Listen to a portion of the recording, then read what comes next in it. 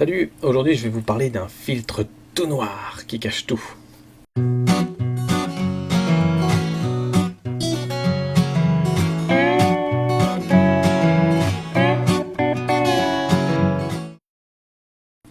Il s'agit d'un filtre ND1000 que j'ai acheté aussi récemment. Je vous en ai parlé rapidement dans une vidéo précédente sur le filtre polarisant en 77 mm.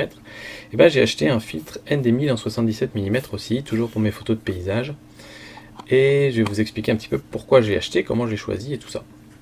Alors, au départ, j'avais un filtre à densité neutre, donc les filtres ND, qui était variable, qui était utilisé, enfin qui était de 58 mm de diamètre, donc pour mes objectifs kit. Et je l'ai utilisé un petit peu, j'ai fait quelques tests, mais j'étais pas vraiment content parce que, donc vous savez, on a une bague, on tourne l'autre, et il me semble c'est deux filtres polarisants l'un sur l'autre qui vont bloquer de plus en plus de lumière. Le problème, c'est que on arrive à un moment où ça crée une espèce de croix sur votre photo, une croix plus sombre, et c'est pas beau, et on n'arrive jamais trop à savoir quand on regarde sur notre petit écran si on a la croix ou pas. Donc il faut refaire 5, 6, 7 essais différents, et au final on n'est jamais vraiment satisfait, et pour moi c'était plus ennuyeux qu'autre chose, donc j'ai préféré le bazarder. Enfin le bazarder, je l'ai toujours, j'utilise pour faire de la vidéo, parce que là pour le coup c'est très pratique, mais pour la photo je ne l'utilise plus. Et donc je voulais depuis quelques temps acheter un filtre à densité neutre fixe, en me disant de toute façon on peut grandement jouer sur la quantité de lumière qui rentre dans l'appareil, en jouant sur les ISO, sur l'ouverture, sur le temps de pause. Et donc avec un filtre ND fixe, ça n'empêche pas de choisir le temps de pause qu'on veut faire.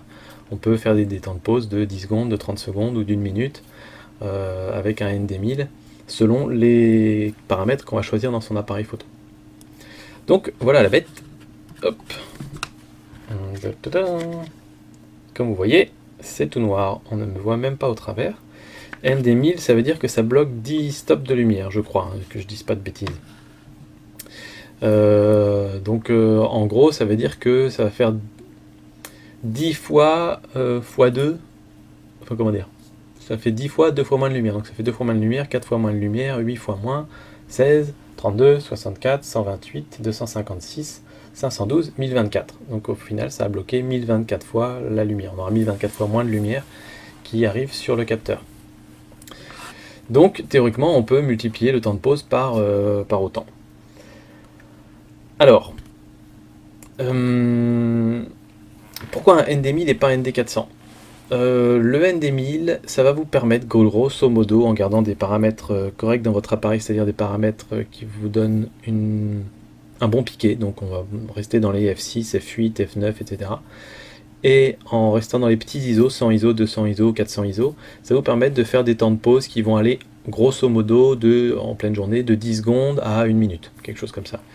Donc moi je voulais vraiment quelque chose qui permette de faire des longues pauses pour faire des filets de nuages dans le ciel, pour lisser la mer, lisser des vagues sur des surfaces, etc.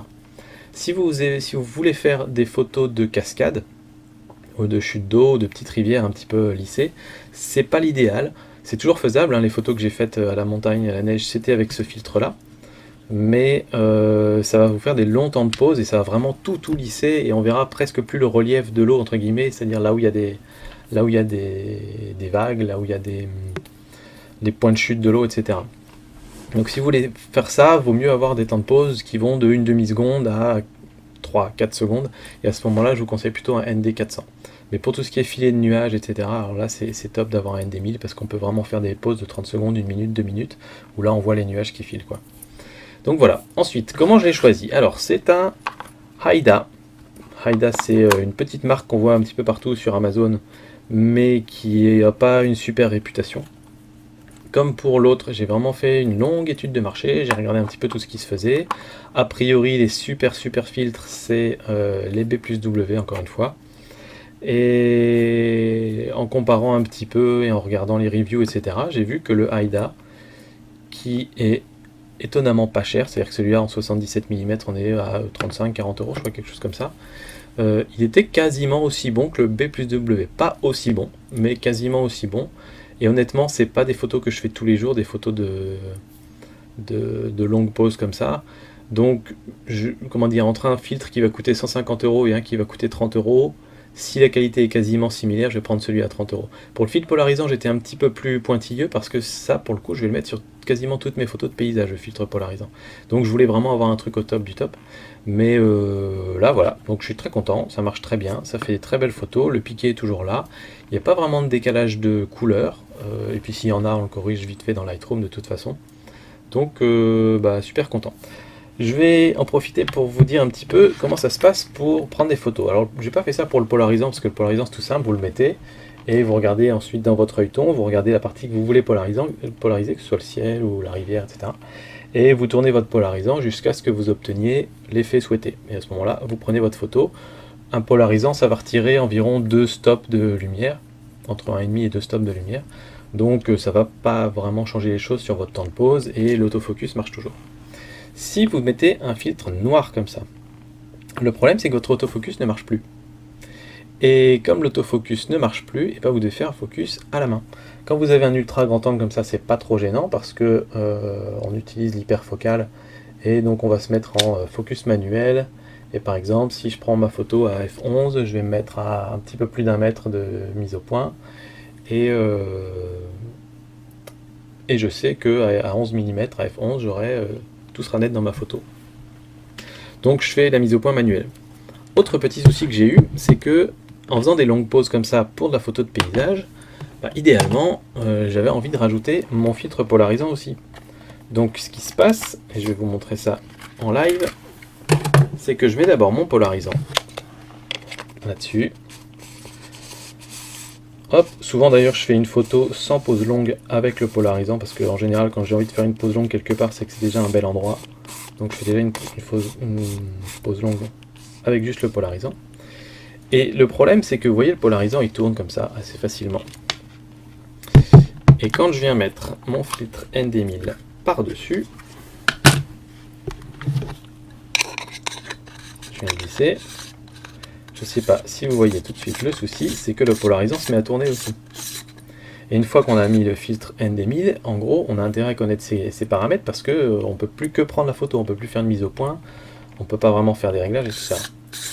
Donc, ce qu'il faut faire, c'est vous prenez votre photo avec le polarisant et vous prenez un repère sur le polarisant. Alors ici c'est facile, il y a écrit Marumi, il y a écrit Made in Japan.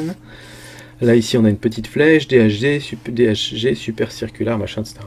Donc moi ça m'arrive régulièrement, quand je prends des photos comme ça, d'avoir une inscription qui est juste en haut. Donc je retiens, le Made in Japan est juste en haut.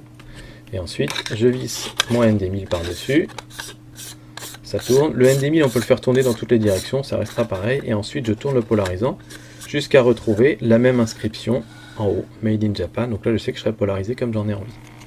Évidemment on se met sur un petit trépied, soit un trépied normal, soit un petit trépied de table type GorillaPod. Et ensuite, donc pour déterminer le temps d'exposition, là on va se mettre en manuel. Donc ce que je fais, c'est que j'ai pris ma photo en priorité ouverture avec le fil polarisant sans le ND1000 d'abord. Je regarde les paramètres. Donc par exemple, j'étais à F11 F11 ISO 100, voilà. Et qu'est-ce qu'on a d'autre? Et puis le temps de pause, là, évidemment, il va changer. Et donc, ce que vous allez faire, c'est que vous allez changer le nombre de stops de votre temps de pause. Si, par exemple, mon temps de pause à F11 à ISO 100 était de, pour faire simple, on va dire 1 centième de seconde, quoique c'est peut-être pas le plus simple, mais c'est pas grave, on va rajouter 10 stops. Donc, pour rajouter 10 stops, il suffit de faire la moitié du temps de pause, enfin 2 fois plus long pour chaque stop de temps de pause. Donc on était à 1 centième de seconde, donc un stop, ça fait un stop de moins, de plus, pardon. Enfin, une exposition de plus, on va dire, ça fait 1 cinquantième, 1 25e, 1 douzième, 1 sixième, 1 tiers de seconde, allez, on va dire une seconde, 2 secondes, 4 secondes, 8 secondes, 16 secondes. Donc voilà, c'est approximatif, mais moi ça vous donne une idée. Donc je sais que je vais pouvoir faire une pause de 16 secondes. Si je veux faire une pause plus courte, de 8 secondes par exemple, je vais mettre en ISO 200. Si je veux faire 4 secondes, je vais mettre en ISO 400, etc. Et donc voilà, ça vous donne un petit peu une idée, ou bien je peux jouer sur l'ouverture aussi. Donc voilà un petit peu comment on fait, et donc là, à ce moment-là, je me mets en manuel, je remets mes réglages tout seul, et je n'oublie pas de mettre le retardateur pour ne plus avoir à toucher à l'appareil photo au moment où il prend la prise de vue, parce que quand on a des pauses longues, le fait d'appuyer sur le déclencheur, ça peut faire bouger comme ça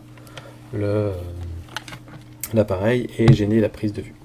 Voilà, je pense avoir fait un petit peu le tour. Vraiment super, très content moi de ce petit Haida qui vraiment coûte pas cher, paye pas de mine, mais il est plutôt bon, donc voilà, il n'y a rien à redire. Et puis je vous dis à très bientôt. Ciao!